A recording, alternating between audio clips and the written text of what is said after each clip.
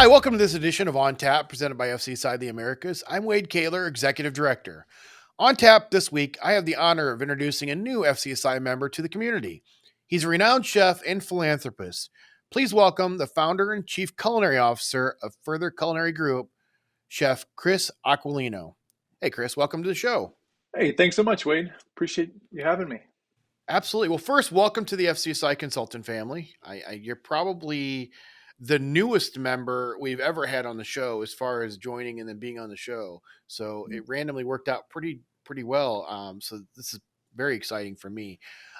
Since Yeah. nobody, including myself, really knows much about you yet within FCSI, tell us a little bit about your background, how you got your start, kind of what you've been up to and leading up to starting your consulting firm. Yeah, absolutely. Well, first of all, I really appreciate you taking the time to speak with me. Like you said, I am extremely new to FCSI. I've still got that new car smell. Um, so yeah, I was 13 years old, which was super illegal. In the working in this restaurant in Lake George, New York, which is completely like a tourist town. So we were Okay. slammed the second the day the doors opened to when we closed, and it was an amazing opportunity to kind of learn by fire, as they say. Yeah, So absolutely. Italian place, pizzas. I did that for probably 4 summers in a row until I was Oh, legal. wow. And then I started looking at, what was next for me. My my grandmother and my great grandmother were amazing cooks. That's where I kind of learned, to really respect it, to try and understand it, and then. Yeah. Yeah, man, I've worked from dishwasher up to, corporate executive chef, research and development. Uh, Now chief culinary officer for my own firm, but Yeah. it's been a ride. It's amazing. So you recently founded your own culinary found or the Further Culinary Group. Um, so your own consulting firm. So Hmm. what made you finally go out on your own as a consultant versus working as a chef for someone else? Yeah, great question. Really, that entrepreneurial, uh, you know, for lack of a better term, like that mindset has always been within me. Looking at Okay. things as if if it was my business, how would I solve this problem? Yeah. Um, which that really, that served me extremely well working for Of other people course. because I would solve it, not just band-aid it. So Yeah. um, as I worked through my corporate jobs, or even working with um, uh, people like grocery store chains as their culinary specialist, or what Hmm. have you, I always tried to solve that problem like it was my own business. So Yeah. I wouldn't just be repeating the problem in 6 months Yeah. or 8 months. Um, Yeah. so I really, I was working with the largest food service corporation in the world, and then the pandemic hit, right? Okay. And with that, of course, they liquidated my entire team because we were all overhead with the research and development team, and you know what that afforded me was the opportunity to really start looking at things differently, and Yeah. ask myself, what would I do? I've got this opportunity. We all had a lot of time on our hands to ask the Yeah. question, right? Yeah. Um, Absolutely. and within that time, I also was started consulting, working with friends on a brewery concept that they were coming up with, or a cafe here locally that wanted to do sustainably sourced food. And then most recently, working with Swanson Gerard Associates, and Okay. um, really working with them to come up with this concept of what's called the lab, culinary studio, and test kitchen. And that's really where people can come in and utilize that space. So with all of that experience, I kind of gained all of these insights into the business, and said, well, I'm kind of taking um, I'm taking a little bit of the, build it from scratch from here, or I'm taking a little bit of the, the corporate structure and um, Yeah. kind of, time blocking from this job. And Yeah. now I kind of feel ready to be able to do my own gig. Yeah. So coming from somebody in the kitchen cooking, to now consulting, and I know that you're still doing some cooking consulting type things, but Yeah. what's been the biggest hurdle for you to learn, or any kind of friction points that you may have had encountered so far from going from somebody that worked for someone else, as for the majority of the time being a chef and Hmm. cooking in the kitchens, to now running your own business, running a business, number one, is, as I know, is not the easiest thing, but then also running your own business as well as trying to do the consulting. What's been the most challenging part so far? Yeah, good question. The biggest challenge for me has been really looking at things on a linear scale. So understanding that, you're brought in as a consultant to be able to work on one piece of the puzzle. Yeah. Um, and I've run businesses or been executive chef or run kitchens my entire career or most of my career. So the idea of me saying, well, this problem started here, but it's really got so Yeah. much to do with um, the way that the servers are doing X, Y, and Z. But you're brought in to really focus on one part. So the friction for me Right. is kind of, you need to uh, in a very you need to come along the people that you're working with versus trying to lead them in that direction, right? Yeah. You're wanting them to Absolutely. understand the problem that you see, but you're kind of also selling them, you know, Yeah. your Absolutely. vision of the problem as well.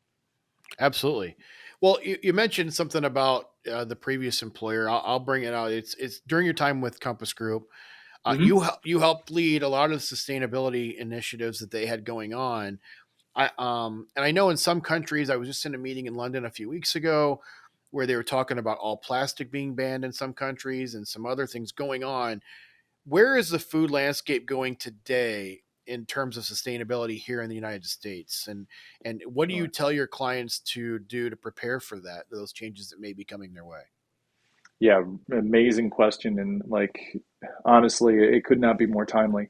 Um, from an overall standpoint, as humans, right, we just went through 2 years of single-use plastics and Yeah. sanitation being the biggest paramount, right?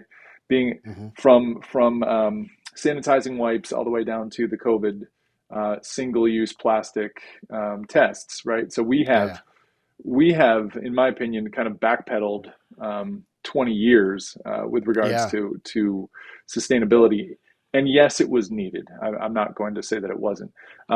What I'm now telling my clients in terms of looking for sustainable solutions in their food service, there are a myriad of different things. I mean, you can pay maybe 85 cents more for an entire set of disposable flatware, and it's bamboo, right? So Hmm.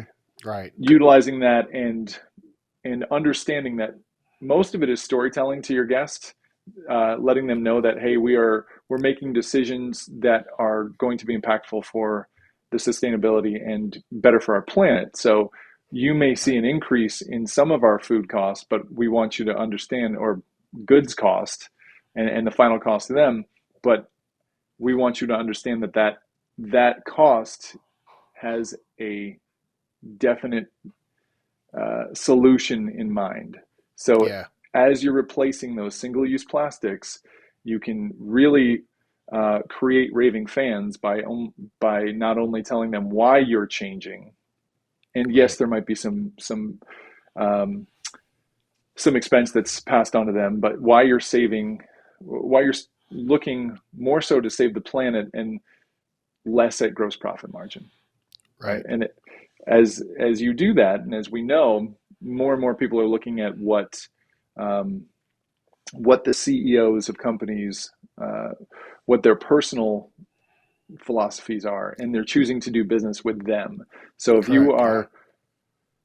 if you are just communicating that sustainability messaging right off the gate, as you see it like a Whole Foods or what have you, there's a reason those are extremely popular because that's Right. social messaging is connected to the philosophy of the business. Right. Well, you brought up food costs, or not food costs, but you brought up costs, and it's going to lead me into the next question that we Yeah, kind man. of talked a little bit about before, but that is what What do you want to say to those operators and just the general and public about we're seeing inflation hit everything across the board. You're a chef.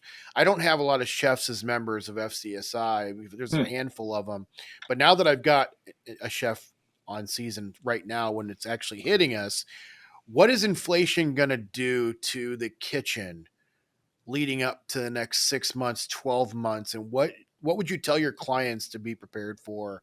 Or and sure. not only your clients really, but that it's also going to affect the end user, Yeah, the guest. the consumers. Yeah, I mean, whether it is operators or consumers, I tell them the same message, right? We need to, in order to come out on the other side of this, really learn from the lessons that um, that our grandparents or great grandparents really, were trying to build into businesses. Um, Purchasing things for the right reasons, understanding your demographic, understanding that you Mhm. can't be everything to everybody. Um, Yeah.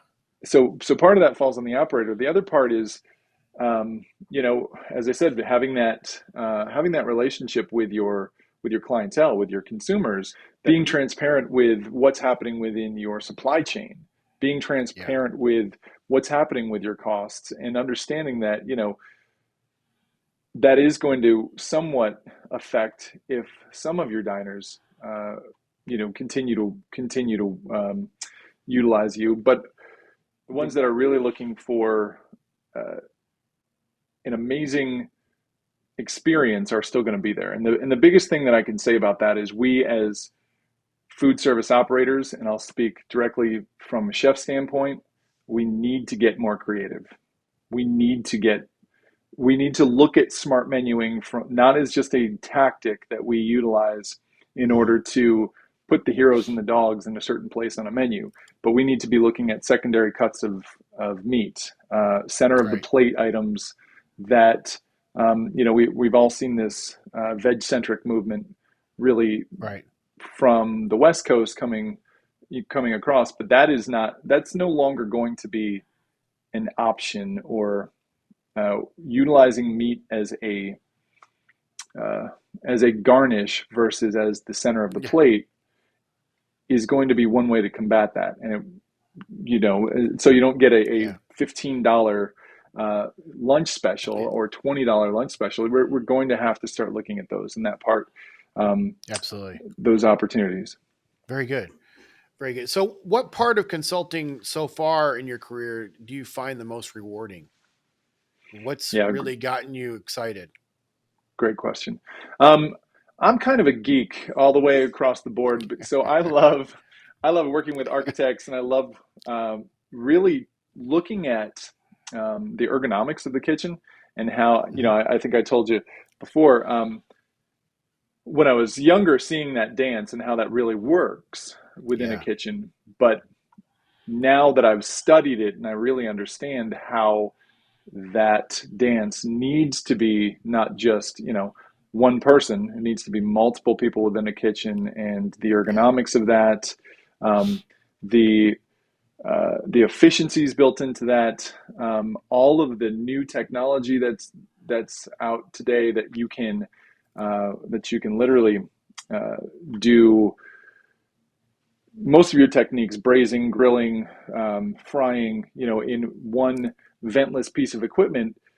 That's what has really gotten me excited lately because Nice. I'm always going to be able to push toward the best and optimal outcome for a Hmm. client, but Yeah. doing that in a way that is going to be executable, no matter who comes into that kitchen after you leave, really excites me now. Cool. I like Yeah, that. Very well. Um, you're very active with, looking through your bio and looking through your website and such. You're very active with a lot of charities and you do a sure. lot of charitable work, volunteering, not just in the kitchen, but also of your time and everything else. But particularly with St. Jude. So, and I know a little bit about it, but I don't know a lot about it. So tell me and tell the audience why St. Jude or that specific one is so important to you personally. Yeah, yeah, absolutely right. Um, So in 2018, my oldest son was diagnosed with T cell leukemia. He was 8 years old at the time, and really we thought he had mono or something, right? So Yeah. it was summertime. We were really not to get too deep in the story, but we were really unsure what was going on. Once we connected the dots, once the oncologist connected the dots, and and he and I were literally on a plane to Memphis in 2 days, and our entire world shifted. Uh, just seeing that facility and what those caregivers do every single day in order to pour into these children and pour into these Yeah. families um, really made it for us. And I remember looking at my wife at one point and saying, like, when we get out of this, right, I'm going to Yeah. do whatever I can to make sure that this this organization, number one, we give back, but number two, we do everything we can to tell everybody we know, and any channel we can find that, you know, Yeah. St. Jude is not just for children, although it is the children's hospital. All of their research literally is shared with every other cancer research hospital in the country and in the world. Right. So that means that those dollars, those you know, any donation is, yes, will take care of a child or family, but it will also push forward research for the entire world of cancer. Yeah. So really near and dear to our hearts. We continue to work with St. Jude, but just even those um, other organizations that have a lot to do with St. Jude, like Make a Wish or American Right. Heart Association. The idea of being able to give back to these things and be able to use my gifts, whether be able to cook for, be able to Absolutely. donate my time or donate personal chef experiences to be able to give back to the entire cancer community. We Right. are 100% there. And I know that Yeah. there's needing, so many other, organizations needing help. I'll tell you, that's the biggest part of mine and my wife's organizations that we both run. Like, we're always going to give back. So thanks Nice. for the Very good. question. And an update for your son. How's he doing? Yeah, thanks. He is literally kicking ass. He Good. is, as we speak, at Taekwondo camp. Um, Nice. so he is doing extremely well. He is getting stronger. He is, he's a tween now. He's 12 years old. Yeah. That journey, taught us so many lessons. But he's doing exceptionally well. Thank you. Very good. Congratulations on that then. Thank you. So I have to ask, because your life has been, obviously, since you were 13, using as child labor, which I was too at that, around that age as well, in the restaurant industry or the food service industry.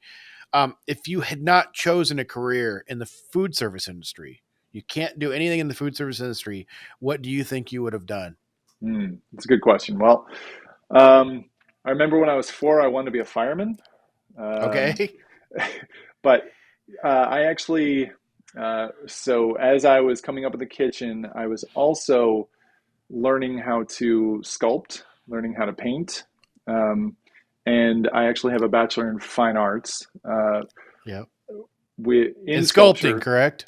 Yes, exactly. And sculpting. So, the food piece and sculpting food really is part of that. But Yeah. really got into photography too. So I do photography and food styling as well. Nice. So that might be, it's food adjacent, but that might be Yeah. that'd be my I'll answer. give you that one. That's a little technicality. I'll give you on that one though. I like it. Were Okay. you were you building the like in I'm gonna date myself age wise. Were you building towers and mashed potatoes like Close Encounters and Oh all my that when gosh, you were a right? kid? The Absolutely. first part of sculpturing was mashed potatoes. Love it. Yeah, Um, yeah. I will what's say though, go ahead. I was gonna say, I will say though, the biggest part, and I credit my parents for this, the biggest part of like me growing up and understanding that I had any interest in sculpture or art was my Yeah. parents threw a piece of clay in my hand from like 2 years old, right? Nice. And kept me Yeah. away from the carpet and everything else that I could ruin. But man, I'll tell you, just that manipulation of that shape, and then starting to realize what you can do, and then starting to realize, uh, I can break things and put them back together. Yeah. Yeah, That really exactly. led me to, you know, food industry, but also looking at it like that is art as well. Well, credit to your parents for being smart enough to not let you have it near the carpet because myself and my wife let our kids have it in the carpet. And we found out the hard way that at some point you have to cut it out of the carpet Oh because it yeah. will stay there permanently. So kudos for that. So, um, what's one thing about Chris that nobody would ever suspect or know or guess about you? It's a good question. That nobody would ever guess. Well, um, my brother is a professional opera singer. Really? Hmm. That's Professional opera very singer, interesting. and now he actually teaches it um, Okay. he's older than me. um, but yeah, so that he's a professional opera singer, and we both have played music all our lives. And your guitar player, is that correct? Yep, guitar player, mainly a singer though. Okay. All right. I love to ask this question of everybody because it gives us a little peek behind the curtain. But tell me about the greatest screw up you've had in your career in the kitchen. Oh What yeah, was it, and what did you learn from it? yeah. Well, I'm gonna give you uh, I'm gonna give you my answer to that would probably be I was the director of culinary for many units, um, and so without incriminating myself, I'm going to leave out some details. No, but Okay. I I remembered that we had a third party audit that was food, basically food safety, and I had just been brought into that entire enterprise. It was like 25 units. Um, Okay. to to basically be the director of culinary, get them to where they needed to be, work with the chefs. I had 30 Yeah. plus chefs that I was working with. I was at one of the units where they had just failed the audit, and I lost my mind on the staff because such a it was so entrenched in safety, and the answer that I got from the person who was, the sous chef, one of the leaders in the kitchen, was um, that they knew about the problem and they Ooh. told somebody, but since they didn't do anything about it, they thought, well, they're just going to go about their day. So we had been Yeah. serving food that was unsafe for many, many hours at that point, and I lost my Ooh. mind. So what Yeah. I learned was, um, I still stand by that was the right thing to do, by the way, but quietly inside, and then reframe Yeah. how I go about letting them know. But that's got to change. Yeah, that's a tough one though because you know that you're putting customers' lives at risk potentially. Safety 100%. is important, especially nowadays when you find out whether it's lettuce or something stupid that will just that's coming from the factory, not even from a specific restaurant sometimes. So and how big of a spread of problems that can become. And you don't know what that without getting into specifics, we won't do that, but depending on what that danger was, it could have been really dangerous for some individuals. So Yes. Yes. absolutely. I think that's great.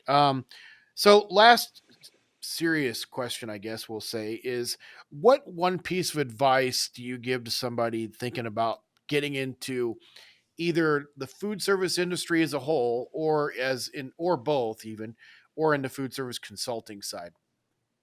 Sure. Well, the biggest piece of advice I would give them, I'd probably give them, a ration of advice, because there's so much in our business that, have thick skin, all of those things. Um, but the biggest piece of advice is follow your passion, honestly. Yeah.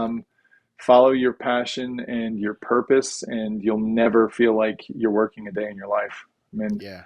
like I said, 34 years, 33 years this year.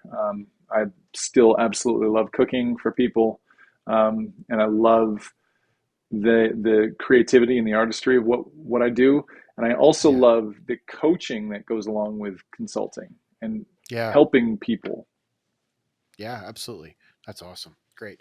Well, that's all the formal questions I've got. But before I let you go, I like to have a little bit of fun with everybody. So I've got a set of would you rather questions I think you'll enjoy. There's some of them that are a little goofy, and then some of them are going to go very deep. So Hit me. the first one is, would you rather buy 10 things you don't need every time you go to the store, or always forget the one thing that you do need every time you go to the store? Man, have you been following me? Because I feel like that's all I do. Um, I I talked to would your rather, wife. exactly. I'd rather forget the one thing. Yes, very good. Would you rather have a personal housekeeper or a personal chef? Housekeeper. I'm the chef. I mean, come on. Yeah, it's true. I was kind of, I figured that had to be the case. But would you rather be an extra in an Oscar-winning movie or the lead actor in a box office bomb? Oh, lead actor. Why not?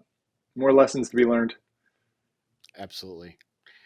Would you rather watch nothing but Hallmark movies? Let me rephrase that. Ooh. Would you rather watch nothing but Hallmark Christmas movies Ooh. or nothing but horror movies for the rest of your life? Horror movies. 100%. All right. Would you rather have a pause or a rewind button in your life? Mmm. That's a really good one. Let's say rewind. Okay. Would you rather personally win $25,000 or your best friend wins $100,000? Personally, win it so I can share it or do nothing Very with it, good. roll around in it. I don't know. Would you rather be in a zombie apocalypse or a robot apocalypse? Oh gosh. Robots. Definitely. Robots, okay. Would you rather give up your cell phone for a month or give up bathing for a month? Ooh. You can have my cell phone. I gotta Okay. bathe. I'm surprised that people are answering that as quick as they are this season. I really thought people would have to think about that one a little bit more. I would love to see people give up their cell phone for a month, by the way, though. Yeah. Um, would you rather be able to speak any language or be able to communicate with animals? Oh, animals. Yep. Okay. Would you rather always have that annoying song stuck in your head or always have an itch that you can't reach? Annoying song. 100%. Okay. I Yeah. agree. Would you rather read the book or would you rather watch the movie? Hmm. Watch the movie. Yeah. Okay. Would you rather own your own theme park or own your own zoo? Theme park. Heck yeah. Okay. Would you rather be compelled to high five everyone you meet or be compelled to give a wedgie to anyone in a green shirt? Ooh. I'm all about high fives. All right. Would you rather have a completely automated home or a self driving car? Automated home. Self-driving cars freak me out. Okay. Would you rather be able to go to any theme park in the world for free for the rest of your life or eat for free at any drive in restaurant for the rest of your life? Theme park. Yeah. Theme park as well? Yes, sir. Yep. Very good. Well, hey, that's all the questions I've got for you today. But before I let you go, tell people how they can find out more about you and how to get in touch with you. Yeah, great. Thanks so much. So you can get in touch with me by Chris at chefchrisaquilino.com or Chris at furtherculinarygroup.com. You can go to either one of those .coms as well to look at the websites. Okay. And I just say, Further Culinary Group is not just me; it's a collection of other subject matter experts that will bring in, and it's not just food service consulting in the operations side; it's creative services and financial services as well that all pertain to, basically optimal outcomes. So, Very um, good. yeah, Very cool. So that wraps up this edition of On Tap presented by FCSI the Americas. A huge thank you to Chris Aquilino for joining us today on the show. Be sure to like and subscribe to whatever platform you use. And as always, cheers.